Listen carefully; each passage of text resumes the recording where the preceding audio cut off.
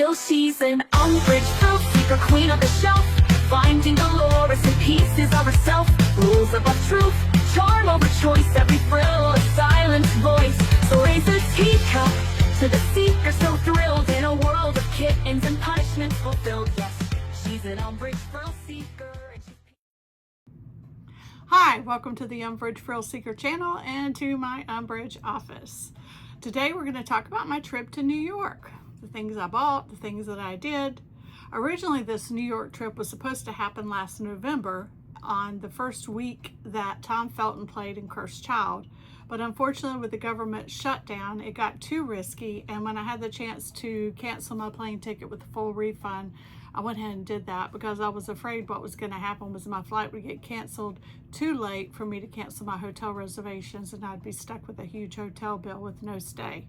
So I decided to change it to last week, which was supposed to be Tom Felton's last week playing in Cursed Child. But as you know, he extended his stay, so it turned out not to be the last week.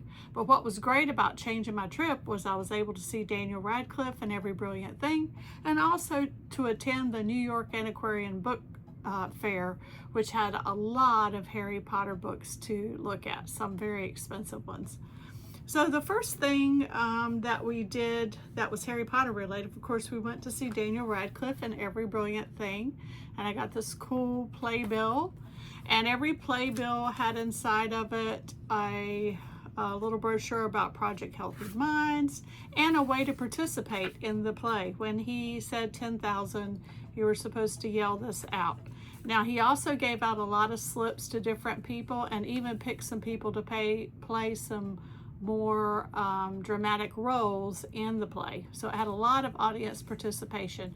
I was not picked for anything. I had stage seats, and actually found out as far as getting the major roles, you need to be sitting in another area, not on the stage seats, because they left the first couple of rows empty and then they went and picked people from other parts of the theater to sit there and participate.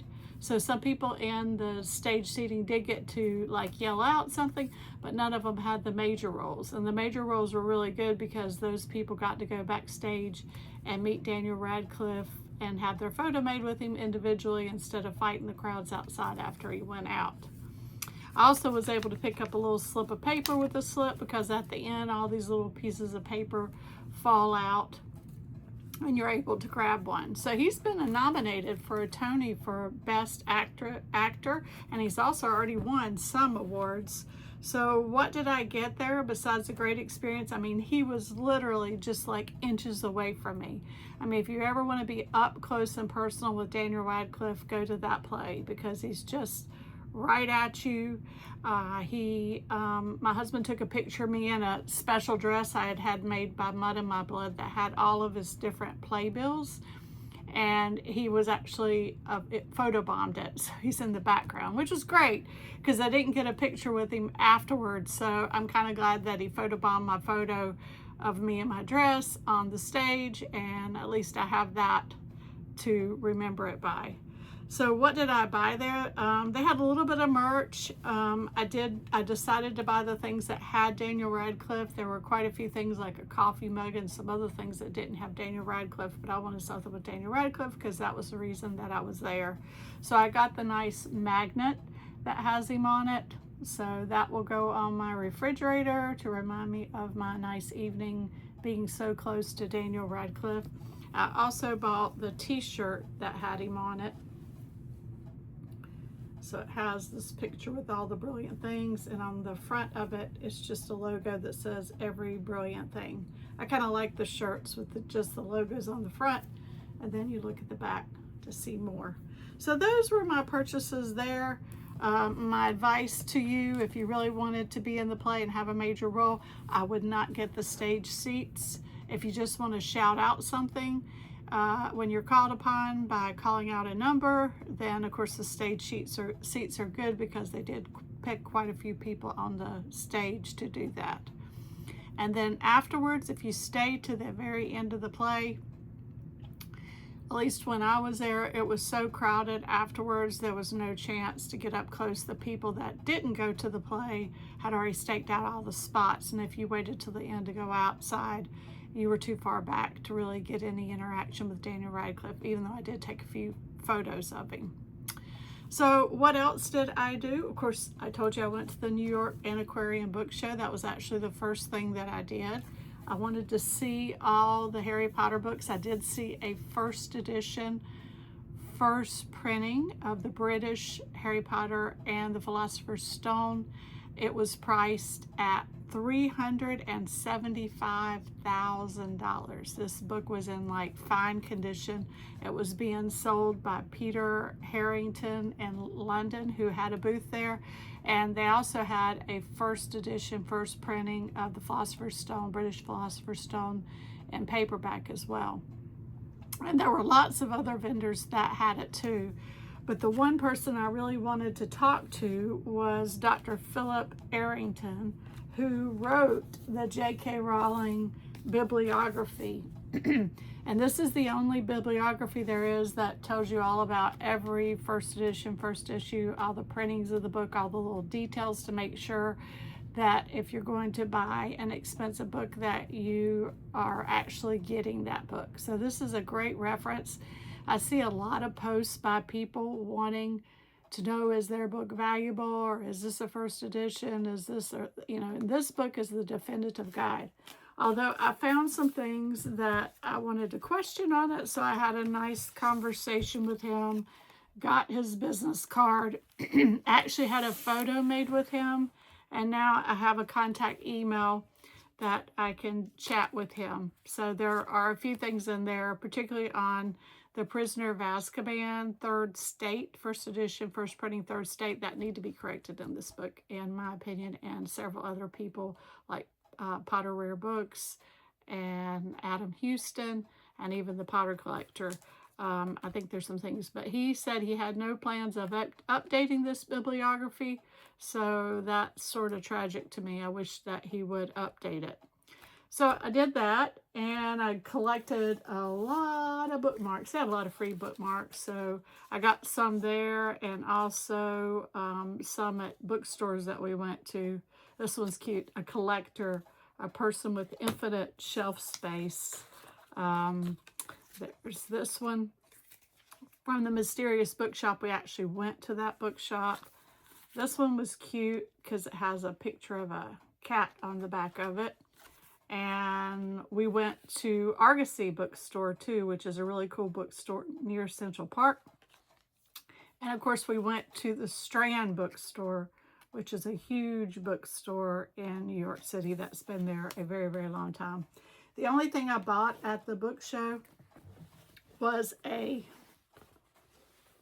New York Antiquarian Book Show tote bag. The book prices were just crazy expensive. And even though they had a lot of Harry Potter things, the few things that I would want were just way too expensive for my budget. So I didn't buy anything, but I really enjoyed talking to all the people. I met several of the people that have been on Pawn Stars, like Rebecca Romney, and I met Tom Ailing, who does a lot of YouTube videos, and I met Adam, who also was on Pawn Stars, and I had my picture made with all three of them, as well as the guy who wrote the bibliography. So it was a great experience. I enjoyed it. Other things that I did, of course, the Devil Wears Prada came out the weekend that we were there. So I went to some of the pop-ups. They had a pop-up with a giant heel that you could pose with. So I went there, and then if they would give you a free copy of the Runway magazine, which was really cool. So I went to that. And then Walmart had a pop-up too. It was like a store that stocked some of their merchandise, and they had all kinds of neat things. They also were giving out these magazines.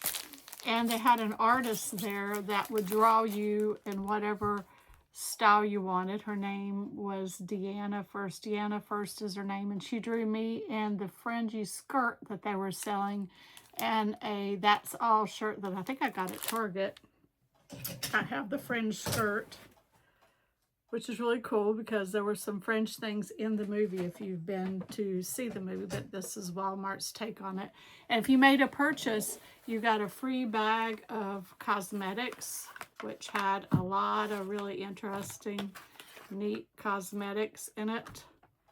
And they were also giving out some fresh flower bouquets too, but I got there a little bit too late for that. But I was in line when I went to get this picture drawn. I was in line with a lady that actually lives in New York, and she said that she never buys any makeup because she goes to all these pop-ups and gets makeup for free, which is really cool. Of course, I went to Cursed Child. Now, Cursed Child, because I had planned to go earlier back in November, I had gone ahead and bought some of the Tom Felton merchandise because I wanted to make sure it didn't get gone. So I had already bought his magnet. I'd also bought this little button set that has him on it. The one button says, "I'm being bossed around by Hermione Granger and I'm mildly enjoying it." That'll be popular with all the Hermione people. And of course, I bought this online too, the time turner ornament. It's so neat how the time turners become so much of a big deal with the Ministry of Magic ride, Battle of the Ministry in Epic, and also Cursed Child, and of course in The Prisoner of Azkaban. So really cool. But at the play, I of course got my playbill that has Tom Felton in it, which is really cool. And they had these brochures at Macy's, so in the visitor center. So if you want a brochure about Harry Potter and the Cursed Child and you're in New York, go to Macy's Visitor Center, and they have an area where they have a ton of different brochures, and you can find this one with Tom Felton in it, which is pretty cool to have because once he's gone, this is something you won't be able to get again. My husband and I, we each bought a chocolate frog, and they were in the new chocolate frogs are lenticular Harry Potter and Ron Weasley. Those were the two that we got. I got a frozen butterbeer, and it came in this cup. You couldn't get it any other way, so it was in this nice cup, which is actually pretty cool because it's actually dishwasher safe on the top back rack, which usually stuff like this is not dishwasher safe. So I was able to get this washed in the dishwasher, so that was pretty good. And the only thing I bought besides the chocolate frogs and the butterbeer was this mug. Now, if you've been to the Cursed Child, this is my 4th time seeing Cursed Child. I've seen it twice the long way, once in London, once in New York, where it was 2 parts. And then I saw it a couple of years ago with the 1 part in New York. And then this is my 2nd time seeing the 1 part. Now, London's going to be going to 1 part too. But what's great about the New York theater over the London theaters, they have all of these painted Patronuses in the lobby that you can, take your picture with. And if your phone works properly, you can actually do a QR code and make the Patronuses move, although my Verizon phone could never get enough reception to make it work. But I had always loved that. So I saw this mug and I picked it up, and the lady said, this is a limited edition mug and we only have 10 left. So of course I had to get it. And it had the cat Patronus, which is my Patronus, is a cat Patronus. And of course it's my favorite Patronus too. It's Umbridge's Patronus. So I got this Patronus mug, and I guess I got one of the last ones. So if you want one, you might want to try to get it right away because they may be out or they may have a few left. I don't know how quickly they sell, but they only had a few left and they weren't going to restock it. Now the London Cursed Child, I like the exterior of the theater much better because it's got the nest and it's a great place to pose. But in New York, you can't beat the interior of the Lyric Theater. It's so nice with these Patronuses there. So that's everything I did with Cursed Child. Now, some other things that I went to while I was there, I went to the Macy's Flower Show, which was really, really cool. And when you go, be sure you pick up the brochure that they have there that's free, because it tells you all about the artwork and the flower show, but it's also a poster, which is kind of cool. A spring poster, spring flowers. And that's where I got that brochure on with Tom Felton on it, which I thought was a great keepsake. Another thing we did was we went to One Times Square, which is a new place where you can go. They have a skywalk where the ball drops at New Year's Eve. You can go up and you can see the Centennial Ball. You can, you know, take pictures with it. You can see the 26 ball at the top. And later in the year, they're going to allow you to see the ball that will be 27 when it gets later in the year. So they were having a Cinco de Mayo event the day I went, because I went on May 5th. And that was really nice because it was only $5 to get in. It included a free breakfast burrito from Los Tacos #1, which is one of my favorite Mexican taco places. And they had a mariachi band, and they had some flamenco dancers. And of course, the wonderful views and the skywalk where it's glass and you can see down below. You can see the taxis and all the things that are going down below. So it was really cool. It was my first time going to the skywalk and being able to do that for $5 with all that entertainment.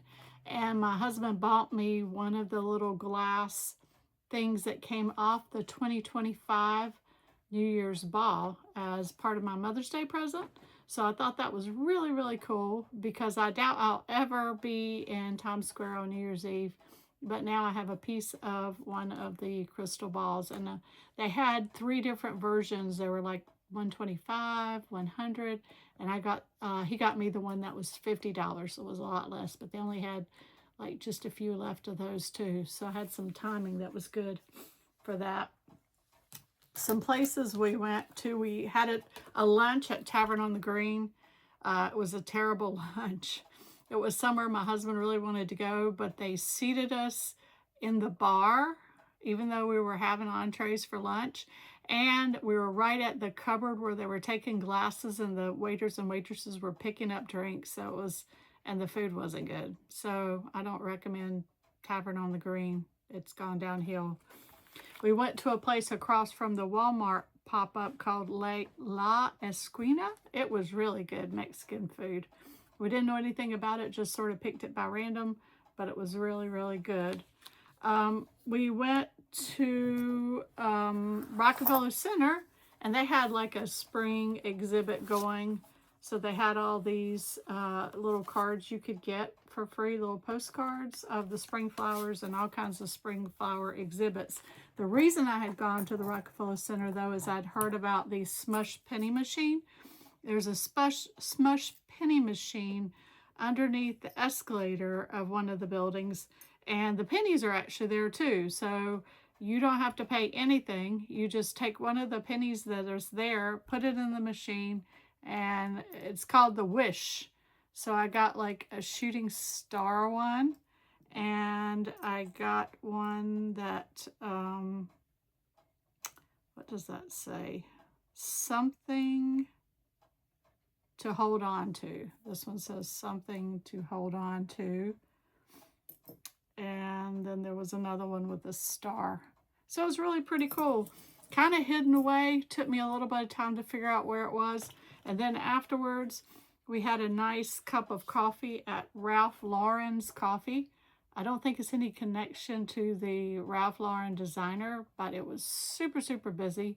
You're looking dead on when you're there at the St. Patrick's Cathedral, and you're underneath the Atlas statue. So it's like a really cool place to have a cup of coffee. We also went by my favorite hotel, which we don't stay at anymore because it's gotten astronomically expensive, called the Algonquin Hotel, and we picked up a postcard there. Now, the Algonquin's known for having a resident cat. If it's a female, it's called Matilda. If it's a male, it's called Hamlet. However, their cat had retired, and they don't have a cat at the moment. And of course, we went to the Starbucks Reserve. If you know me at all, you know that I love Starbucks coffee. So I went into Starbucks and picked up some of their pens. And I have a Starbucks or a coffee collection, pen collection. And so, of course, I'm going to put these new pens on my coffee board, which is near my coffee, where I keep my coffee pot, coffee station or Keurig machine. Now, how does this have a Harry Potter connection? Well, at the bottom you can see there is a pen called Espresso Patronum, which is really interesting because I actually went to a place in Poland, in Łódź, Poland, that was called Espresso Patronum. It was a Harry Potter themed coffee shop. So I have that pen on there, and then I just collect these pens that come from Starbucks from all around the world. If I see any pens for sale, a lot of times I'll grab them when I'm on a trip as a souvenir. And of course, one of the things that we did is we went to the Harry Potter store and bought a bunch of stuff. Of course, they're still using these bags that are really, really cool. They've stopped wrapping in the neat tissue paper, though. They just have plain tissue paper now.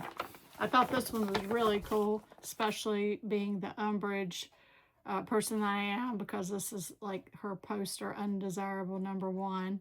So that bag. So what did I get at the store?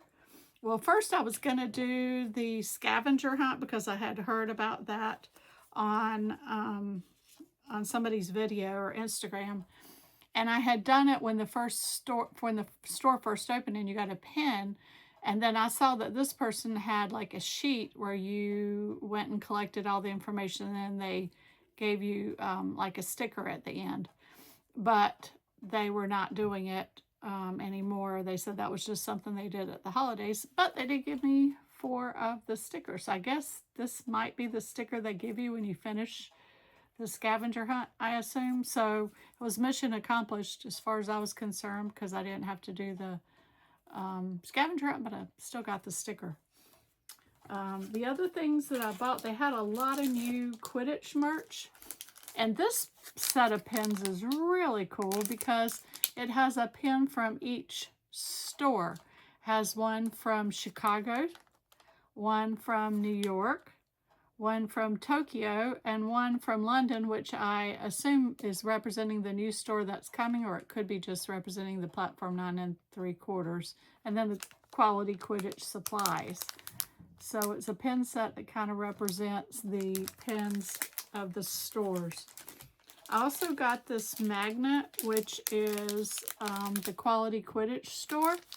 I'm thinking they may have like a series of these magnets. Wouldn't that be cool to have them on your refrigerator? Just like a whole village scene of the different stores. So I'm hoping this is the first of many of those. So I didn't want to miss out on that. I've been trying to collect these mystery book postcards from Mina Lima. I think I have 6 of the 8. I bought 4. Unfortunately, all 4 were duplicates of ones I already have, so I'm still on the hunt for that. I bought a tote bag, this one, which has the Harry Potter New York store on one side, and then I really like the quote on the other side that says, "New York is considerably more interesting than I expected," which is a Newt Scamander quote, but it's what I always find to be true. So the other things I bought were on sale. I like using the Harry Potter gift wrap. That's Mina Lima, and they had this book wrapping paper marked down to $2 from $8, so it was 75% off. So I got another pack. I had ordered some online, but I bought myself another pack because when I wrap friends' presents, I really like to have some Harry Potter paper. And they had the wallpaper on clearance. That's the same as the wrapping paper, but it's the book wallpaper. Now, I don't plan to wallpaper my anywhere because I don't really have anywhere to wallpaper with this. But I wanted it because I want to use it for like pin boards or flat lays of photos or just crafting. So with the markdown, I decided to go ahead and get the roll of paper because I was at the store. I don't have to pay postage to get it. And it was marked down, and who knows how much longer they're going to have these things before they're gone. I think all the other wallpaper was gone already. This was the only one that was left. This was originally $110, and they had it marked down to $70. And then of course we went to the butterbeer bar and got some nice sweets and butterbeer. I didn't bring the cups home because I have so many of those cups. I don't have room for them, so we just washed them out and left them there in case somebody else wanted to, grab them. So we used the thing to wash them out. I did get one of the little birthday cakes, and I have that. I think it's going to look really good on that cupcake holder that I got from Wizarding Trunk that says Happy Birthday, Harry. So I plan on taking some pictures with the cake on top of that. So that pretty much is my haul from New York. I really enjoyed the trip. I was very, very tired afterwards because we pretty much did miles and miles and miles of walking and just the mere packing, unpacking, and just going go, go, go, go. I'm not the type of person who rests a lot when I go on a trip. I feel like I've spent a lot of money. I want to make sure I make the most of it. So I was very tired. So I don't know what my next trip is for Harry Potter. I am going to the Land of Oz, which is in the mountains of North Carolina, for a tea event. So that's my next out of town trip. That's in June. And I'm hoping to go to the London store opening if the airfares get a little more reasonable, because they've gone up astronomically since I went in March. So yes, I hope to do that. I have a cosplay event coming up in the 16th of May, which is this coming week, and I am going to go as Rita Skeeter. So I'm hoping, last year I won the costume contest. I dressed up as Dolores Umbridge. This year I'm going to go as Rita Skeeter. So we'll see how that works out. It is a handmade outfit, and I have all the things that go with it, including the book she wrote, the special glasses, the shoes, the hose. I mean, I got the wig, everything. So we'll see how that goes when they have LibraryCon, which I'm going to this week. So thank you for watching. If you made it all the way to the end, long video. Hope you enjoyed it. Please give us a like and subscribe. We need to push content of people and not AI. It seems like every time I go on YouTube, all I see are AI videos, one after the other. So I really have a hard time finding videos of actual people, but I really enjoy watching them, and I hope you enjoy watching them too. So thank you for your attention, and I'll see you next time. Oh, she's an unbridled seeker, wand-waving antiquer, teacup hoarder, rule enforcer, pink lipstick streaker. In a cardigan shrine, she's feeling just fine with 1,000 Dolores dolls in a perfect line. Power trip posters, ministry pins, a closet full of peek where the madness begins. Don't cross her rules or she'll raise that plaque. I must not tell lies in red, almost black.